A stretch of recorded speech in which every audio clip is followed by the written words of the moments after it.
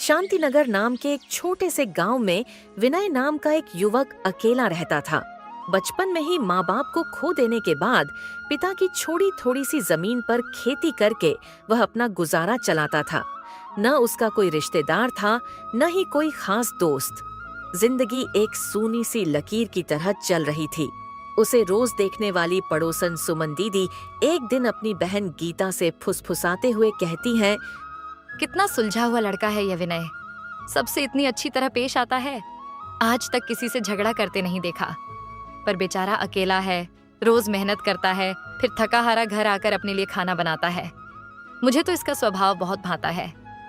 सच कहा दीदी, मैं तो सोच रही थी, क्या ख्याल है, हमारी प्रिया के लिए यही लड़का बिल्कुल सही रहेगा। क्यों ना तुम इससे बात करो, शादी के लिए राजी कर लो। अरे तूने तो मेरी ही बात कह दी, मैं भी यही सोच रही थी। ऐसा लड़का तो ढूंढने से भी नहीं मिलेगा। पर एक दिक्कत तो है, हमारे पास तो फूटी कौड़ी भी नहीं है। शादी का खर्चा कैसे उठाएंगे? उसकी चिंता मत करो दीदी, तुम बस विनय से बात करो। मुझे लगता है वही सारा खर्च उठा लेगा। वैसे भी उसका कोई है नहीं, सब अपने ही तो खर्चे होंगे। फिर एक शाम सुमन दीदी विनय के घर पहुंचती हैं। अरे सुमन दीदी, आइए, अंदर आइए। कुछ कहना चाहती हैं? हाँ बेटा, बैठो। एक बात पूछनी थी। सुनो, तू शादी क्यों नहीं कर लेता? घर में कोई होगी तो तेरे आधे काम अपने आप हो जाया करेंगे। तुझे ये सब करने की जरूरत नहीं पड़ेगी। मेरी शादी? मैंने तो इस बारे में कभी सोचा भी नहीं दीदी। और मेरी शादी कौन करवाएगा? मेरा तो कोई है ही नहीं, और कौन करेगा मुझसे शादी? अरे बेटा, ऐसी क्या बात है, मैं हूं ना। मेरी नजर में तुम्हारे लिए एक बहुत अच्छी लड़की है, मेरी बहन गीता की बेटी प्रिया। अगर तुम हाँ कहो तो। दीदी, आप जो ठीक समझे, आप जैसा कहेंगी, मुझे कोई आपत्ति नहीं है। आपने मेरे बारे में सोचा, यही बहुत है। वैसे भी मेरा है ही कौन। पर बेटा, एक और बात, मेरी बहन भी मेरी ही तरह गरीब है। प्रिया के पिता भी नहीं है। शादी का सारा खर्च क्या तुम उठा सकोगे? जी दीदी, आप फिक्र ना करें, मेरे पास थोड़ी बहुत बचत है, मैं सब संभाल लूंगा। आप बस आगे का इंतजाम कर दीजिए। और फिर कुछ ही दिनों में विनय और प्रिया की सादगी भरी शादी हो गई। प्रिया बहुत सुंदर थी और विनय उसे पाकर बहुत खुश था। उसे लगा अब उसकी जिंदगी में भी एक साथी आ गया है। एक दिन विनय का एक पुराना दोस्त राजेश उससे मिलने आया। अरे विनय, कैसे हो यार? सुना है तूने शादी कर ली। माफ करना, मैं शादी में नहीं आ पाया। बड़े काम से शहर गया हुआ था, आज ही लौटा हूँ। और कहाँ है हमारी भाभी? जल्दी बुलाओ ना, मिलूं। अरे कोई बात नहीं यार। प्रिया, अरे प्रिया, यहाँ आओ तुम। मेरा दोस्त राजेश आया है। प्रिया बाहर आई। जैसे ही राजेश ने उसे देखा, उसकी नजरें जमकर रह गईं। प्रिया की सुंदरता ने उस पर जादू सा कर दिया। अरे वाह, सचमुच तो बहुत सुंदर भाभी हैं। मेरे लिए तो कुछ लाना ही था। ये लो भाभी, आपके लिए सोने के झुमके। अरे राजेश, इतना महंगा तोहफा लाने की क्या जरूरत थी यार? अरे ऐसे कैसे यार, इतनी अच्छी भाभी मिली है, सस्ती चीज कैसे ले आता? एक ही तो भाभी है हमारी। क्यों भाभी, पसंद आए ना? जी, बहुत सुंदर है, शुक्रिया। कुछ दिन बीते। एक दिन जब विनय खेत पर गया हुआ था, राजेश ने मौका देखकर प्रिया से मुलाकात की। प्रिया जी, ये देखो, तुम्हारे लिए चांदी की पायल लाया हूँ। अरे वाह, ये तो सचमुच बहुत अच्छी है देवर जी, शुक्रिया। पर आप मेरे लिए इतनी महंगी महंगी चीजें क्यों लाते हैं? वो क्या है, शहर जाता हूँ तो आपकी याद आ जाती है, फिर मैं आपके लिए ले लेता हूँ। सस्ती चीजों का शौक मुझे शुरू से ही नहीं है। क्या हुआ, पसंद नहीं आई?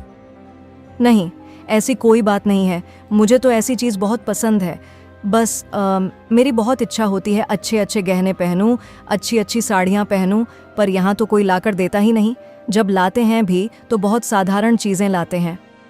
विनय तुम्हें दे भी क्या सकता है प्रिया? वह तो बेचारा गरीब अनाथ है। वह तुम्हें हमेशा ऐसे ही चीजें दे सकता है। महंगी चीज लाना उसकी बस की बात नहीं। मुझे तो लगता है तुमने उससे शादी करके बड़ी गलती कर दी है। तुम्हारी शादी तो किसी बड़े घर में किसी अमीर लड़के के साथ होनी चाहिए थी, जो तुम्हें सब कुछ दे सके, तुम्हारी हर इच्छा पूरी कर सके। तुम भी किसके चक्कर में पड़ गई? और यूं धीरे धीरे राजेश ने प्रिया को अपने मीठे जहरीले बोलों के जाल में फंसा लिया। प्रिया उसकी बातों में आ गई। फिर तो राजेश हर मौके पर विनय को धोखा देकर प्रिया से मिलने लगा और उसे नई नई चीजें देता रहा। प्रिया, हम कब तक ऐसे चोरी छिपे मिलते रहेंगे? तुम एक काम करो, विनय को किसी बहाने यहाँ से गांव से दूर भेज दो, फिर हमें किसी की कोई चिंता नहीं रहेगी। ठीक है, मैं कोई बहाना बनाती हूँ। कुछ दिन बाद प्रिया ने विनय से कहा, सुनिए, आप कब तक इस छोटे से खेत में काम करते रहेंगे? इससे हमारा गुजारा कैसे चलेगा? अभी तो हम 2 हैं, आगे बच्चे होंगे, तब क्या करेंगे? आपको शहर जाकर कोई व्यापार शुरू करना चाहिए, पैसा कमाकर लौटें, फिर यहाँ कुछ बड़ा करेंगे। प्रिया, वैसे तो मैं जाना नहीं चाहता, पर तुम ठीक कहती हो। अगर तुम कहती हो तो मैं चला जाता हूँ। जाने से पहले विनय ने अपने दोस्त राजेश को बुलाया। राजेश, मैं व्यापार करने शहर जा रहा हूँ। मेरी प्रिया का ख्याल रखना। तुम्हारे अलावा मेरा कोई और दोस्त है भी नहीं, उसे किसी तरह की तकलीफ ना होने पाए। जब भी समय मिले खबर लेते रहना। अरे यार, ये भी कोई कहने की बात है? तू बिल्कुल निश्चिंत होकर जा, मैं भाभी का पूरा पूरा ख्याल रखूंगा। तू बस जल्दी से जल्दी लौटना। और फिर विनय गांव छोड़कर व्यापार की आस में एक बड़े शहर चालाक नगर पहुंच गया।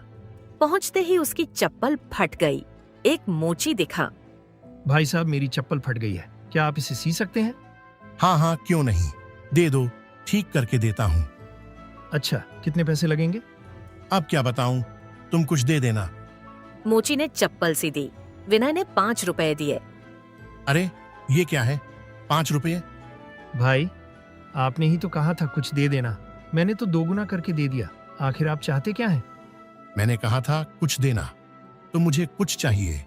मैंने तुम्हें चप्पल सीने के बदले कुछ मांगा था और तुमने हाँ कहा था। अब तुम मुझे कुछ दो। विनय घबरा गया। तभी एक बुजुर्ग वहां से गुजरे। विनय ने उन्हें रोका। काका, मेरी मदद कर दीजिए, ये मोची। बुजुर्ग, जिनका नाम पंडित जी था, ने सारी बात समझ ली। तुमने कुछ मांगा था ना? ठीक है, चलो मेरे घर, वहां तुम्हें तुम्हारा कुछ मिल जाएगा। पंडित जी ने घर जाकर एक मटके में थोड़ी दही, कंकर और मिट्टी डाली और मोची को दिखाया। ये लो तुम्हारा कुछ। इसमें कंकर है, मिट्टी है, दही है, यानी कुछ तो है ही। अब अपना कुछ उठाओ और चले जाओ यहाँ से। मोची की चालाकी उसी पर भारी पड़ गई और वह शर्मिंदा होकर चला गया। बेटा, ये कोई मामूली नगरी नहीं, ये चालाक नगर है। यहाँ सीधे सादे लोगों का काम नहीं चलता। तुम्हें बहुत होशियारी से रहना पड़ेगा। काका, मैं मजबूरी में यहाँ आया हूँ, व्यापार करना चाहता हूँ। ठीक है, तुम मेरे साथ रह सकते हो। मेरी बेटी अपने मामा के घर गई हुई है, मैं अकेला हूँ। विनय पंडित जी के सहारे एक छोटा फलों का व्यापार शुरू करता है और मेहनत से काम करता है। इस बीच गांव में वो क्या व्यापार करेगा विनय? वह मेरे जैसा धन कभी नहीं कमा सकता। कुछ भी करो, मैं तो कहता हूं वह वहीं रह जाए। लौटे ही नहीं तो अच्छा है। वहीं शहर में एक दिन विनय ने एक घुड़सवार से 200 रुपए में घोड़ा खरीदने की बात कही। पैसे दे दिए। यह लो तुम्हारा घोड़ा। अरे, ये क्या मजाक है? ये तो बच्चों का खिलौना है। मैंने तो उस घोड़े के लिए पैसे दिए थे जिस पर तुम बैठे थे। यहाँ ऐसे नहीं होता। एक बार सौदा हो गया तो हो गया। मैं यही खिलौने वाला घोड़ा बेच रहा था। अब निकलो यहाँ से। विनय फिर पंडिता जी के पास गया। अगले दिन पंडिता जी सड़क किनारे बैठ गए। सोने की चादर ले लो, विदेशी माल, बहुत सस्ती। वही घुड़सवार वहां आया। लालच में आकर उसने 1000 रुपए में वह चादर खरीद ली। अरे बूढ़े, ये क्या? इसमें सोना कहाँ है? ये तो साधारण चादर है। मेरे पैसे वापस करो। अरे भाई, मैंने सोने की चादर कहा था। वह चादर जिस पर सोते हैं, यह सोने नींद के काम आती है। यहाँ सौदा हो गया तो हो गया।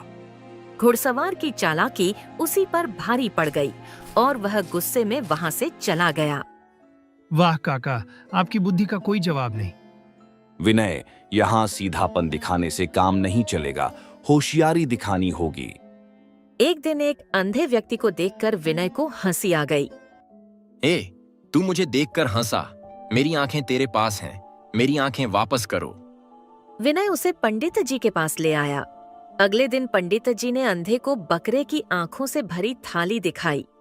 देखो, यहाँ बहुत सारी आंखें हैं, तुम्हारी कौन सी हैं, पहचान कर ले जाओ। अंधा डर गया। वह पैसे ऐंठने आया था, आंखें नहीं लेने। वह बिना कुछ कहे वहां से भाग खड़ा हुआ। समय बीतता गया। विनय का व्यापार चल निकला। उसने अच्छी पूंजी जमा कर ली। पंडित जी, अब मैं गांव लौटना चाहता हूँ। आपका बहुत बहुत आभार। अगर आप न होते तो मैं इन चालाक लोगों के बीच फंस कर रह जाता। ठीक है बेटा, पर जाने से पहले मेरी 3 बातें याद रखना। पहली, कभी भी पैसे या रोटी के लिए परदेश मत जाना। घर की रूखी सूखी रोटी भी परदेश के पकवान से बेहतर है। दूसरी, अगर किसी ने तुम पर एक बार विश्वासघात किया है तो दूसरी बार उस पर कभी विश्वास मत करना। और तीसरी, सबसे जरूरी बात, कभी भी अपनी पत्नी को किसी दोस्त के भरोसे अकेली छोड़कर मत जाना। अगर कहानी अच्छी लगे तो लाइक करें, शेयर करें और सब्सक्राइब करें।